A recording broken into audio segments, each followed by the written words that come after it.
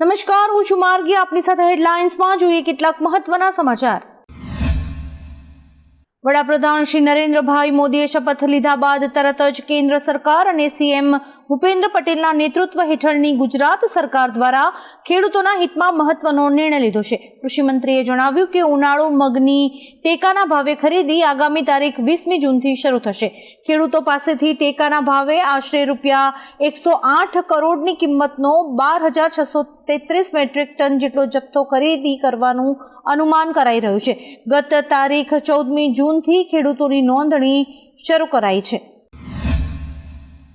અમદાવાદના વસ્ત્રાલ પાસે આવેલા મેટ્રો રેલવે સ્ટેશન પરથી એક યુવકે છલાંગ લગાવીને જીવન લીલા સંકેલી હતી. આ યુવકનું નામ ધ્રુવ પરમાર હોવાનું સામે આવ્યું છે. જ્યારે છલાંગ લગાવી ત્યારે તેના માથાના ભાગમાં ગંભીર ઈજાઓ પહોંચી હતી, જેના કારણે તે બેભાન થયો હતો. 108ને જાણ કરતા તેને હોસ્પિટલ ખસેડાયો હતો, જ્યાં તબીબોએ તેને મૃત જાહેર કર્યો હતો. જો કે કયા કારણોસર તેણે આપઘાત કર્યો છે તે દિશામાં અત્યારે પોલીસ તપાસ હાથ ધરી રહી છે. ઉનાળાની કાળઝાળ ગરમીમાં લોકો ત્રાહિમામ પોકારી ઉઠ્યા છે. વરસાદની લાંબા સમયથી રાહ જોઈ રહ્યા છે. બીજી તરફ કાળઝાળ ગરમીમાં દેશની પવિત્ર નદી એવી ગંગાનું જળસ્તર ઘટી ગયું હોવાના સમાચાર સામે આવ્યા છે. વારાણસીમાં ગંગાનું જળસ્તર ઘટીને સૌથી નીચા સ્તરે પહોંચી ગયું છે. જૂનમાં ગંગા નદીની પહોળાઈ 70 થી 80 મીટરની આસપાસ હતી, જે હવે ઘટીને 30 થી 35 મીટર થઈ ગઈ છે. રાજ્યમાં જ્યારથી ઇમ્પેક્ટ ફીનો કાયદો અમલી બન્યો છે ત્યારથી ગેરકાયદેસર અને બીયુ વિનાના બાંધકામને કાયદેસર કરવા માટે સરકારે એક વધુ તક આપી છે. આ કાયદા હેઠળ બિન અધિકૃત ગેરકાયદેસર બાંધકામોને કાયદેસર કરવા માટે સરકારે ચોથી વખતની તક આપતા મુદ્દતમાં ચોથી વખત વધારો કર્યો છે. આ પહેલા ત્રીજી મુદ્દત 16મી જૂને પૂરી થતી હતી. હવે ઇમ્પેક્ટ ફીની મુદ્દત વધુ 6 મહિના લંબાવાઈ છે. પાકિસ્તાનની ટીમ T20 વર્લ્ડ કપમાંથી બહાર થઈ ગઈ છે, જે બાદ ટીમને પોતાના જ દેશના પૂર્વ ખેલાડીઓની ટીકાનો સામનો કરવાનો વારો આવ્યો છે. પૂર્વ કેપ્ટન મોહમ્મદ હફીઝે પણ ખેલાડીઓ પર નિશાન સાધ્યું છે. તેણે એક્સ પર #પાકિસ્તાન ક્રિકેટ સાથે લખ્યું, કુરબાનીના પ્રાણીઓ હાજર થાવ. આ પોસ્ટના અનેક અર્થ નીકળી રહ્યા છે. હાર માટે કોને જવાબદાર ગણવામાં આવશે કે પછી પાકિસ્તાન ક્રિકેટમાં આ તોફાન આવવાના સંકેત છે. ગુજરાતમાં આગ દઝાડતી ગરમીના કારણે લોકોમાં હીટ સ્ટ્રોક અને ચક્કર જેવી બીમારીનું પ્રમાણ સતત વધી રહ્યું છે, જેના કારણે હાલમાં હોસ્પિટલમાં પણ દર્દીઓની સંખ્યામાં સતત વધારો જોવા મળી રહ્યો છે. ગરમીના કારણે માંદા પડવાના ઇમરજન્સી કેસીસમાં 52.43% વધારો જોવા મળ્યો છે. ઉલ્લેખનીય છે કે ગત વર્ષે મે મહિનામાં 2100 કોલ મળ્યા હતા. આ વખતે 3201 કોલ 108ને મળ્યા છે. અમદાવાદમાં ગત વર્ષની સરખામણીએ કુલ 129% ઇમરજન્સી વધી છે. નોર્થ ઇસ્ટર્ન રેલવે ગોરખપુર ઝોનના રેલવે ભરતી સેલે 1104 એપ્રેન્ટિસ પોસ્ટ માટે અરજીઓને આમંત્રિત કરી છે. ઉમેદવારો ner.indianrailways.gov.in વેબસાઇટની મુલાકાત લઈને અરજી કરી શકે છે. ઉમેદવારે 50% માર્ક્સ સાથે 12મું પાસ કરેલું હોવું જોઈએ અને સંબંધિત ટ્રેડમાં ITIની ડિગ્રી હોવી જોઈએ. 12મી જૂન 2024ના રોજ ઉમેદવારની ઉંમર 15 વર્ષથી ઓછી અને 24 વર્ષથી વધુ ન હોવી જોઈએ.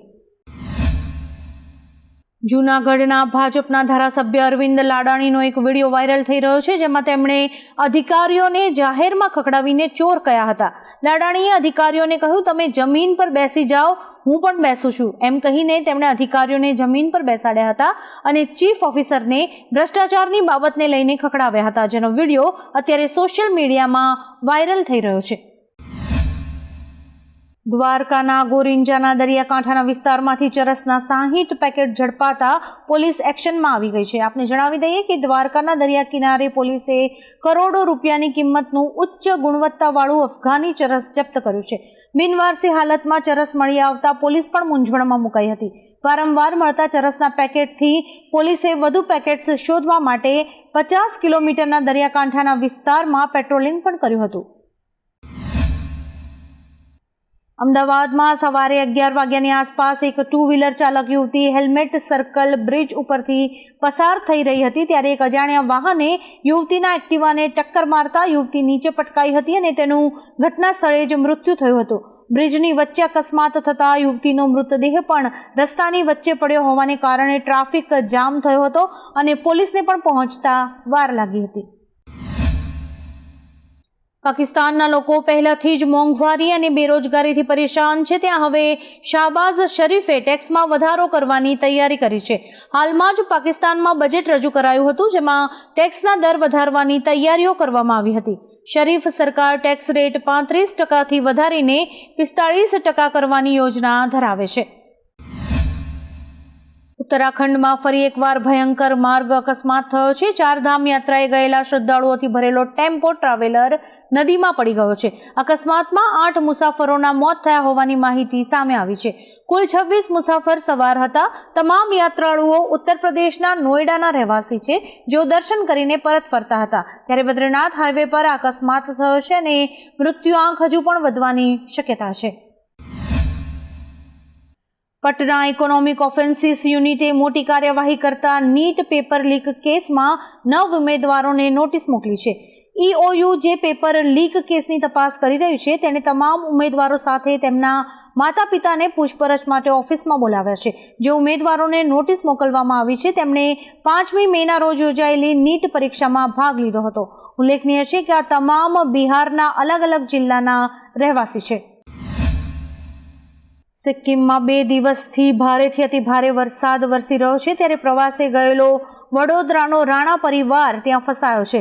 ભૂસ્ખલનની સ્થિતિ બાદ મોટાભાગના રસ્તાઓ બંધ કરી દેવામાં આવ્યા છે.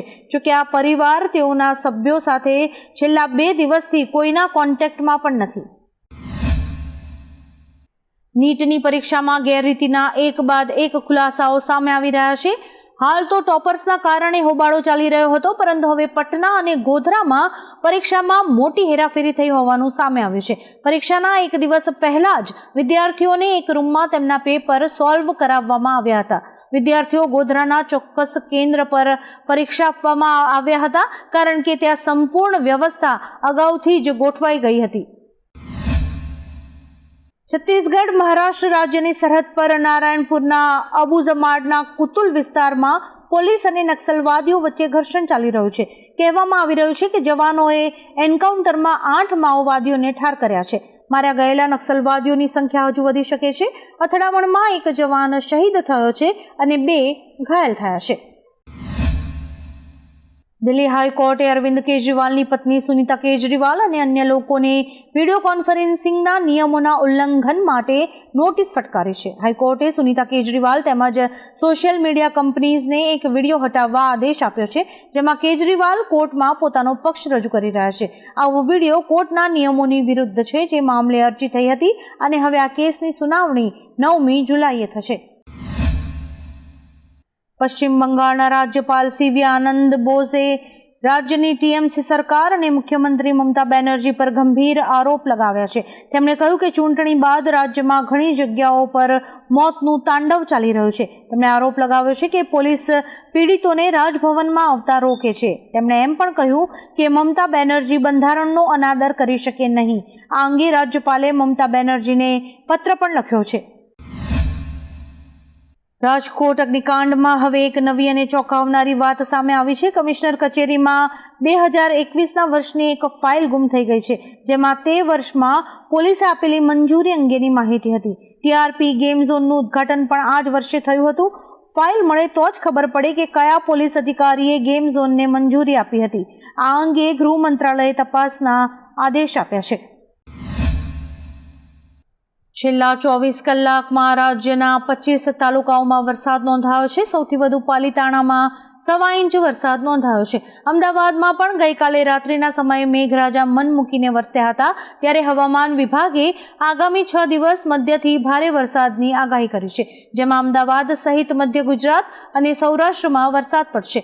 ઉલ્લેખનીય છે કે સુરેન્દ્રનગરમાં ગઈકાલે વીજળી પડતા એક પશુનું મોત થયું હતું. ગઈકાલે અમરેલીના સુરકપરામાં એક 1.5 વર્ષની બાળકી રમતા રમતા બોરવેલમાં પડી હતી, જેનું હવે મૃત્યુ થયું છે. લગભગ 17 કલાકના રેસ્ક્યુ ઓપરેશન બાદ બાળકી જિંદગી સામેની જંગ હારી ગઈ છે. ઉલ્લેખનીય છે કે દાહોદથી અમરેલી ખેત મજૂરી માટે આવેલા પરિવારની આરોહી નામની દીકરી કાલે બપોરના સમયે બોરમાં પડી ગઈ હતી. તેને બચાવવા માટે તંત્ર દ્વારા અથાગ પ્રયત્નો કરવા છતાં પણ અંતે બાળકીનું મોત થયું છે.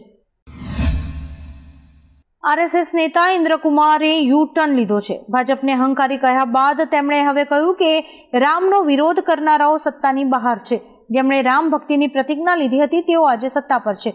મોદીજીના નેતૃત્વમાં ત્રીજી વખત સરકાર બની છે. ઇન્દ્રેશ કુમારે કહ્યું કે તેમના નેતૃત્વમાં દિવસ રાત દેશ પ્રગતિ કરશે. આ પહેલા તેમણે કહ્યું હતું કે ભાજપને અહંકાર આવી ગયો હોવાથી ભગવાને તેમને 241 પર જ અટકાવી દીધા અને હવે તેમણે યુ-ટર્ન લઈને ભાજપની પ્રશંસા કરી છે. આવા જ કેટલાક રસપ્રદ સમાચારો નિહાળવા માટે અમારી યુટ્યુબ ચેનલને લાઇક, શેર અને સબસ્ક્રાઇબ કરો અને જોતા રહો હેડલાઇન્સ.